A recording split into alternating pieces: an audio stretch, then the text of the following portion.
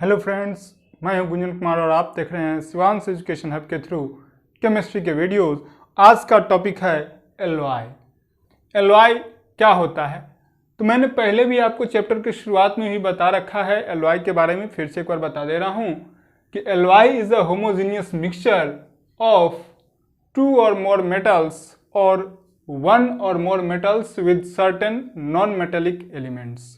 दो या दो से ज़्यादा मेटल जब आपस में मिलते हैं या मेटल और नॉन मेटल्स आपस में मिलते हैं तो जो नया सब्सटेंस फॉर्म होता है उसी सब्सटेंस को जो एक मिक्सचर का फॉर्मेशन होता है, होमोजेनियस मिक्सचर का फॉर्मेशन होता है, उसी मिक्सचर को नाम देते हैं एलवाई। क्या लिखा है यहाँ आगे कि N एलवाई melting in the range of about 51 degrees Celsius to 260 degrees Celsius usually contains bismuth, lead, tin, etc. वैसे एलवाई जिनका मेल्टिंग पॉइंट 51 से 260 डिग्री के अप्रॉक्स में होता है उनमें बिस्मथ, लेड या टीन जैसे एलिमेंट्स होते हैं। इन्हीं में एलवाई को नाम देते हैं हम लोग फ्यूजिबल एलवाई, क्योंकि ये बहुत जल्दी ही फ्यूज्ड कर जाते हैं, यानी कि मेल्ट कर जाते हैं।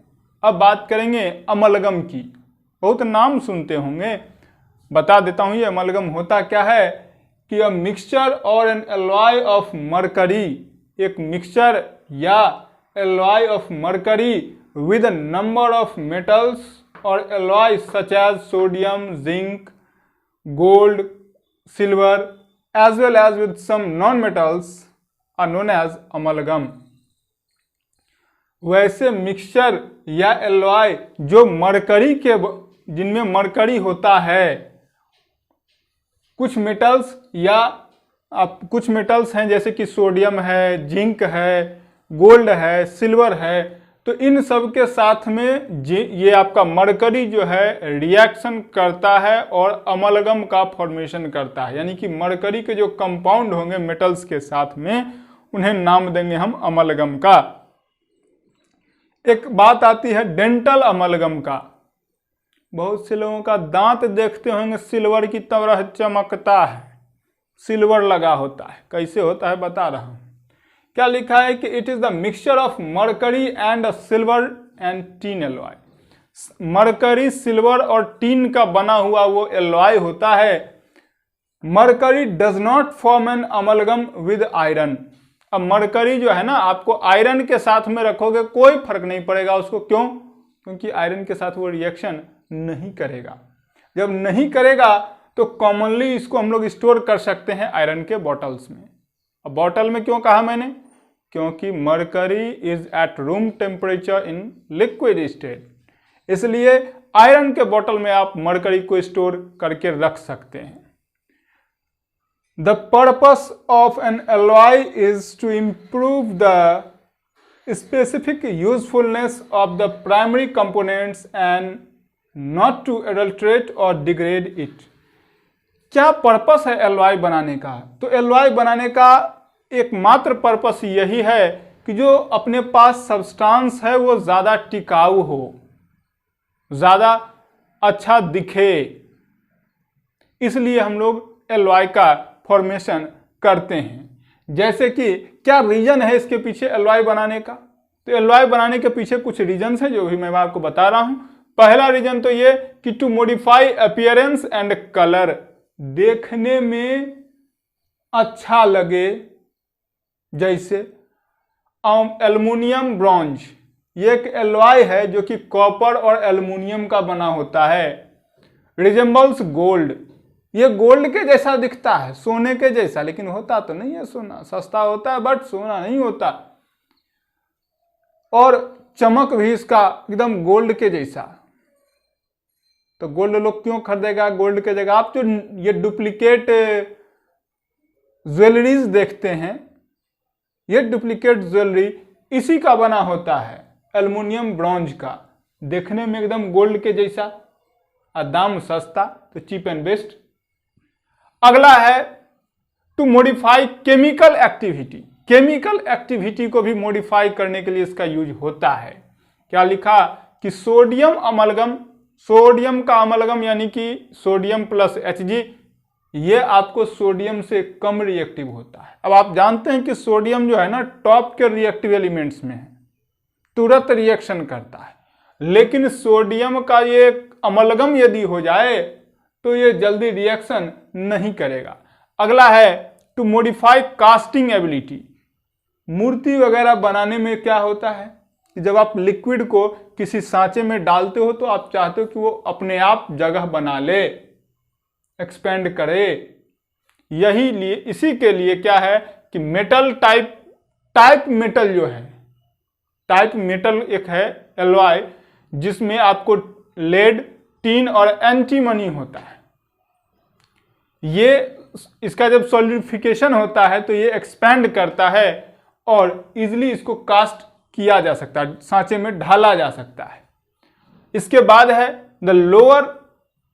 To lower the melting point. Melting point को कम करने के लिए भी एलॉय का फॉर्मेशन किया जाता है।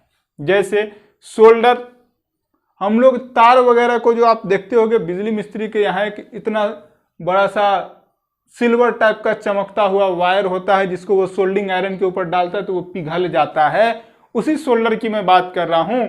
वो क्या होता है, लेड और टीन का एलॉय होता है। इसका मेल्टिंग पॉइंट 180 डिग्री सेल्सियस होता है, जो कि आपको लेड और टीन के मेल्टिंग पॉइंट से भी कम होता है। इसलिए ये एलॉय का क्या हो गया, मेल्टिंग पॉइंट लो हो गया। अब बात करते हैं हम लोग नेक्स्ट पॉइंट में, इसके क्या लिखा, to increase hardness and tensile strength. Hardness और टेंसाइल स्ट्रेंथ को इंक्रीज करने के लिए भी एलॉय का फॉर्मेशन किया जाता है। तो पहला इसमें है ब्रास। ब्रास किसका है, तो कॉपर और जिंक का बना हुआ है। इज हार्डर देन कॉपर, ये ब्रास जो है कॉपर से ज़्यादा हार्ड होता है। ड्यूरेलुमीन, ये किसका है, तो एल्युमिनियम का है। कहता है has a strength up to 6 times greater than pure aluminium. Pure aluminium का जो स्ट्रेंथ होता है उससे 6 गुना ज़्यादा स्ट्रेंथ उसके एलॉय ड्यूरेलुमीन का होता है। अगला है to increase resistance to electricity. Electricity के रेसिस्टेंस को इंक्रीज करता है। ये कैसे, तो नाइक्रोम की बात करते हैं तो नाइक्रोम किसका है, तो निकल, आयरन और क्रोमियम का है। Has more resistance, can produce much heat.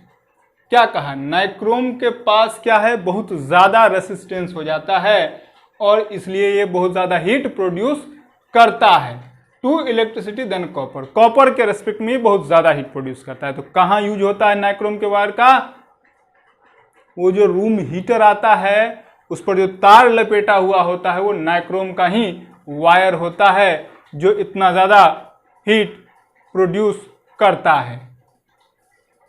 अब हम लोग बात करेंगे कुछ एलॉय के बारे में। तो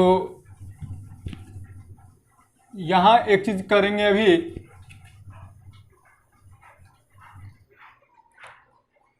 जैसे किसका यहां सबसे बड़ा रोल है, किसका यहां सबसे बड़ा रोल है, यानी कि सबसे ज्यादा अमाउंट में कौन सा मेटल यूज हो रहा है। उसके बाद एलॉय का नाम, उसके बाद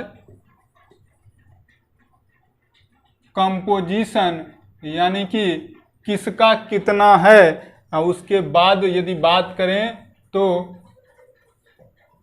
प्रॉपर्टीज की बात करेंगे। तो पहला नाम है आपका एल्यूमिनियम, और अभी अभी हमने देखा है इसका एक एलॉय के बारे में पढ़ रहे थे, ड्यूरेलुमीन। हाँ, ड्यूरेलुमीन में क्या है कि आपका एल्युमिनियम है, कितना है, तो 95% है।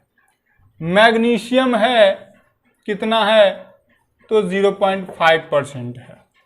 मैग्नीज भी है आपका, ये भी कितना है, तो 0.5% है। इसके बाद है आपका कॉपर, तो कॉपर कितना बच गया इसमें अब, तो 4%। हाँ, अब प्रॉपर्टी क्या है कि एक तो हल्का बट स्ट्रॉन्ग होता है, हल्का तो होता है लेकिन मजबूत भी होता है, पहला हो गया। दूसरा क्या है, हार्ड एंड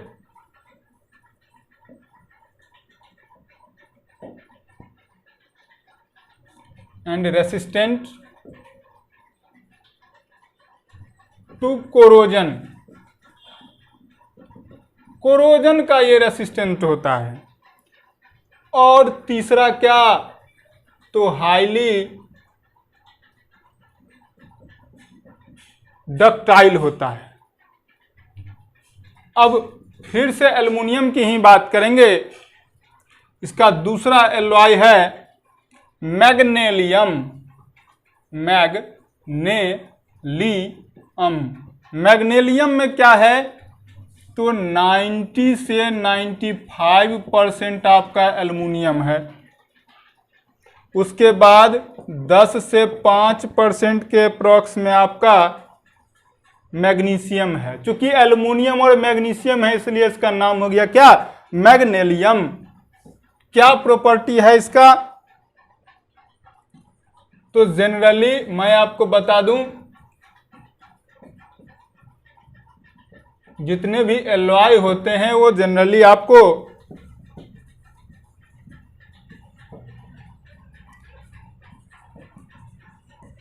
कोरोजन के रेसिस्ट होते हैं। अगला जो है वो फिर से मैं एल्युमिनियम की ही बात करूंगा, एल-नी-को।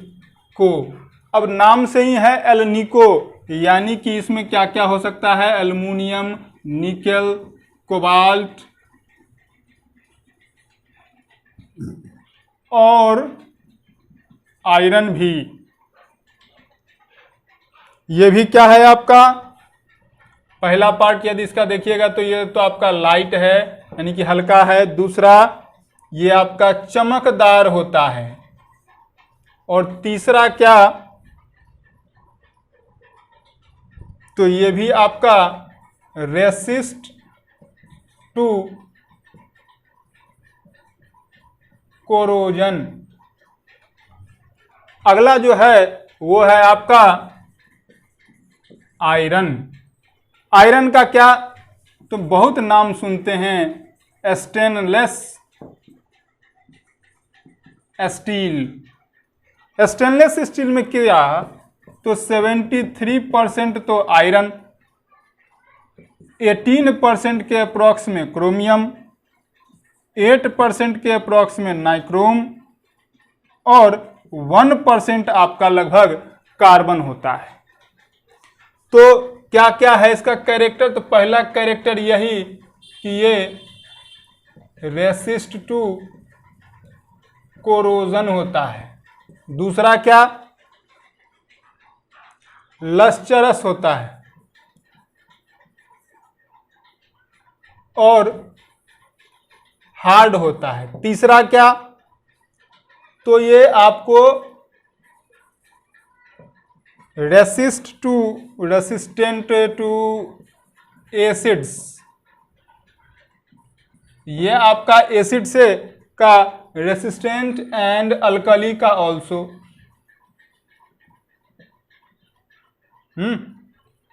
अब बात कर ले हम लोग फिर से आयरन का ही, तो दूसरा जो इसका एलॉय है नाम है उसका मैंगनीज स्टील, मैंगनीज स्टील। इसमें क्या होता है भाई, तो नाम ही है इसका मैंगनीज स्टील, तो इसमें मैंगनीज तो होता ही होगा। तो मैंगनीज कितना परसेंट, तो 14% होता है।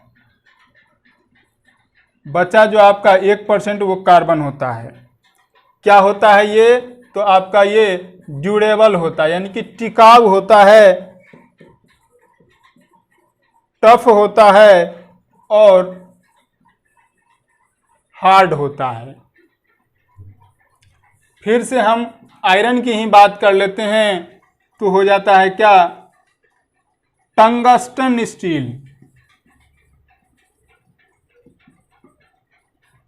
टंगस्टन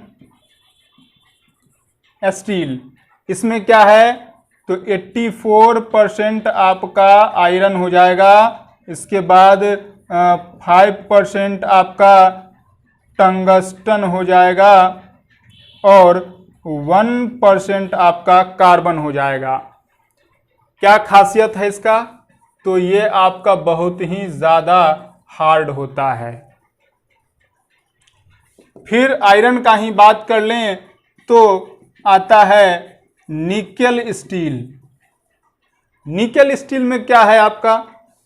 तो 95 से 98% आपका हो गया आयरन और 5 से 3% आपका हो जाएगा निकल। क्या खासियत है इसका? तो एक तो ये हार्ड होता है और दूसरा इलास्टिक होता है। फिर क्या है? तो ये आपका रेसिस्ट टू कोरोजन। अब सवाल उठता है कि किसका क्या यूज है, किसका क्या यूज है? तो इसमें पहला जो पार्ट है आपका ड्यूरेलुमिन, तो इसका यूज कहाँ? तो एयरक्राफ्ट का जो बॉडी होता है वो उसके बनाने में इसी का यूज होता है। या जो हल्के औजार होते हैं, इंस्ट्रूमेंट्स होते हैं, उनको बनाने में सबसे ज़्यादा यूज तो प्रेशर कुकर बनाने में, खाना पकाएंगे कैसे, इसी का यूज होता है। दूसरा जो है आपका मैग्नीशियम, इसका भी यूज आपको एयरक्राफ्ट वगैरह बनाने के काम में आता है, साइंटिफिक इंस्ट्रूमेंट के बनाने में काम आता है। तीसरा जो है आपका एलनिको। एलनिको का यूज आपको बता दूं मैं, मैग्नेट बनाने के काम में आता है। स्टेनलेस स्टील का क्या यूज है? तो औजार बनाने के, खाने के बर्तन बनाने के, कटलरीज बनाने के, उसी को कहते हैं। ऑर्नामेंटल पीस बनाने के काम में भी आता है। मैग्नीज स्टील का क्या काम है? तो सेफ वगैरह बनाने के काम में आता है। गोदरेज का जो सेफ आता है, अलमीरा वगैरह बनाने के काम में आता है, या फिर आर्मर प्लेट्स वगैरह बनाने के काम में आता है। टंगस्टन की बात कर लें तो हाई स्पीड में जो कटिंग करता है वो आपका टंगस्टन का बना हुआ होता है। निकेल स्टील की बात करें तो निकेल स्टील का क्या है कि ये इलास्टिक वायर केबल होता है, बनता है इसका, और दूसरा ऑटोमोबाइल के पार्ट्स भी इससे बनते हैं। अब हम लोग इसके आगे की बात करेंगे, वो भी आयरन का ही होगा। मैं ऊपर के पार्ट को इरेज कर रहा हूं।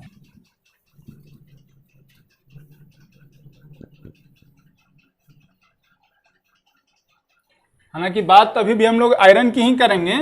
आयरन का ही एक और बचा हुआ है, मैं उसको बता दूं, उसके बाद फिर आगे बढ़ेंगे। अब बात कर लेते हैं फिर से हम लोग, मेन जो मेटल है वो तो आयरन ही है, और एलॉय का नाम हो गया है इनवार। क्या है खासियत इसका? तो आपका आयरन जो है वो 63% इसमें होगा। फिर निकेल की बात कर लो, निकेल आपका 36% होगा। 1% अभी बचा हुआ है तो वो आप कार्बन को दे दो। क्या खासियत इसका?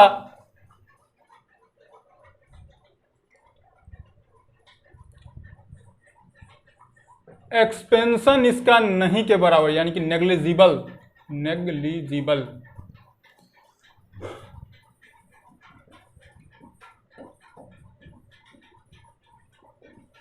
नेग्लिजिबल एक्सपेंशन होता है इसका। अब जो बात करेंगे वो हो जाएगा आपका जिंक एंड कॉपर का जो एलॉय है। जिंक और कॉपर का एलॉय कौन? तो कुछ देर पहले हम लोगों ने पढ़ा था ब्रास के बारे में। इसमें मैं आपको बता दूं कि 60 से 70% के अप्रॉक्स कॉपर और बाकी जो बचा 40 to 30% वो हो जाएगा क्या, जिंक। क्या काम है इसका, तो ये भाई आपका होता है क्या, मेलिएबल हो जाता है, डक्टाइल होता है, और क्या, तो ये इससे मूर्तियां आसानी से बनाई जा सकते हैं, यानी कि कैन बी इजिली कास्ट। इसके बाद क्या, तो रेसिस्ट टू कोरोजन होता है, कोरोजन का ये कोई वैल्यू नहीं देता है। कलर कैसा, तो येलो कलर होता है, सोने के जैसा। अब बात कर लो फिर से इसी का है, एलॉय का नाम हो गया ब्रॉन्ज। ये ब्रॉन्ज आप लोगों ने सुना होगा, ब्रॉन्ज होता है, ओलंपिक वगैरह मुझे मेडल मिलता है, gold medal, silver medal, bronze medal, तो वो यही ब्रॉन्ज है। एक्चुअल में है क्या ये, तो एलॉय है, किस किस का है, तो कॉपर है इसमें आपको 50%। इसके बाद जिंक की बात कर लें तो 30%, सॉरी ब्रॉन्ज में यदि बात करें तो कॉपर आपका 80% हो जाएगा, फिर टीन आपका 18% हो जाएगा, और जो बचा जिंक वो 2%। हाँ, तो खासियत क्या है इसकी, तो खासियत ये है कि ये आपका होता है हार्ड, दूसरा इजीली कास्ट किया जा सकता है, तीसरा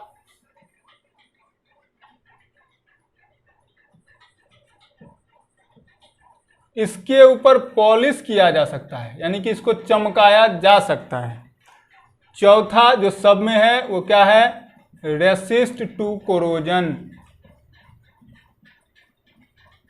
अगला जो है आपका वो भी जिंक और कॉपर से भी है, नाम हो गया क्या इसका, German silver. German silver, German silver की क्या खासियत है, तो इसमें कॉपर आपको 50%, जिंक आपका हो गया 30%, और निकेल की बात करेंगे तो वो हो जाएगा 20%। खासियत क्या, तो एक तो ये वाइट होता है इसलिए इसको सिल्वर नाम दिया गया, दूसरा हल्का होता है जैसे कि आपका ये सिल्वर, इसीलिए इसको जर्मन सिल्वर कहा गया है। मेलिएबल होगा, डक्टाइल है, और साथ में क्या है, तो high electrical resistance, high electrical resistance show करेगा। फिर से इसी का है, नाम है क्या, बेल मेटल, घंटी वाला मेटल। तो इसमें क्या क्या होता है, कॉपर कितना, तो 78%, टीन कितना, तो 22%। क्या खासियत है भाई, तो घंटी बजेगा यानी कि ये सोनरस होगा। दूसरा क्या, हार्ड होता है। अब बात कर लो, अगला नाम है इसका क्या, गन मेटल। गोली जो बनता है ना बाबू, गोली, बुलेट, वो इसी का बनता है, इसीलिए नाम है इसका क्या, गन मेटल। तो कॉपर इसमें होता है 88%, टीन होता है 8%, और जिंक की बात करेंगे तो वो 1%, और लेड भी इसमें होता है 1%। खासियत क्या है, तो ये होता है हार्ड, ये होता है ब्राइटल, और इसे इजीली कट किया जा सकता है। तो ये तो था आपका जिंक और कॉपर का एलॉय। दो और बचे हुए हैं, उनको भी मैं आपको बता दे रहा हूं। लेड का एक बचा हुआ है,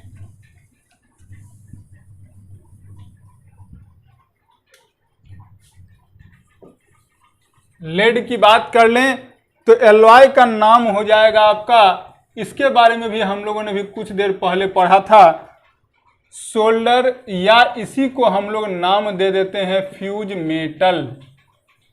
हाँ, सोल्डर या फ्यूज मेटल का नाम देंगे। किसका किसका है? तो इसमें लेड और टीन का कंपोजिशन होगा। क्या प्रॉपर्टी है? तो भैया सबसे पहले इसका क्या है? लो मेल्टिंग पॉइंट है,